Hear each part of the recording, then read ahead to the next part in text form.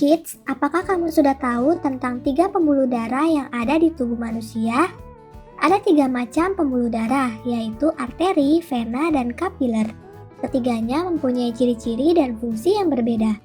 Nah, tahukah kamu apa saja perbedaan dari ketiga pembuluh darah ini? Sistem peredaran manusia terdiri atas jantung, pembuluh darah, dan darah. Untuk bisa mengantarkan darah dengan baik ke seluruh tubuh, jantung membutuhkan bantuan pembuluh darah. Secara umum, pembuluh darah terbagi menjadi 2, yaitu pembuluh darah arteri dan vena. Sedangkan pembuluh kapiler adalah pembuluh kecil yang ada di antara arteri dan vena. Pembuluh darah arteri. Pembuluh darah arteri juga dikenal dengan sebutan pembuluh nadi. Fungsi pembuluh darah arteri adalah mengalirkan darah keluar jantung atau dari jantung ke seluruh tubuh. Darah yang diangkut dalam pembuluh darah arteri adalah darah yang mengandung oksigen tinggi, kecuali pada pembuluh darah arteri di paru-paru. Darah yang diangkut dalam pembuluh darah arteri juga disebut darah bersih. Denyut dari pembuluh darah arteri ini terasa dan kalau terjadi luka maka darahnya mengucur deras. Namun dinding pembuluh darah arteri ini kuat, tebal, dan elastis.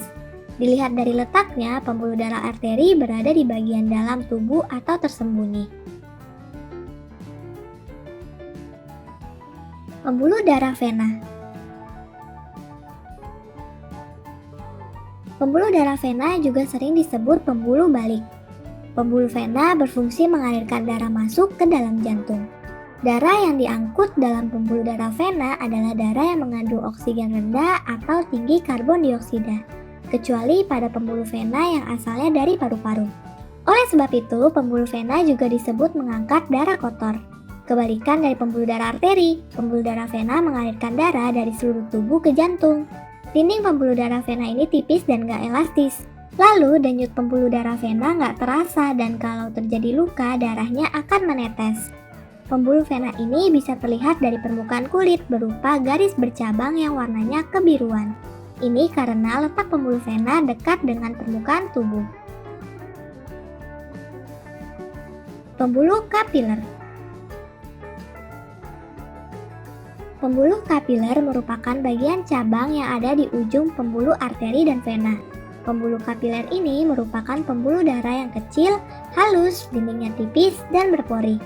Nah, pembuluh kapiler menghubungkan pembuluh arteri dan pembuluh vena dengan sel-sel yang ada di tubuh. Asal pembuluh darah ini adalah arteriol atau cabang pembuluh darah kecil arteri, menuju ke venula atau cabang kecil yang mengumpulkan darah dari organ-organ ke pembuluh darah vena. Dalam pembuluh kapiler itu ada pertukaran oksigen dan karbon dioksida.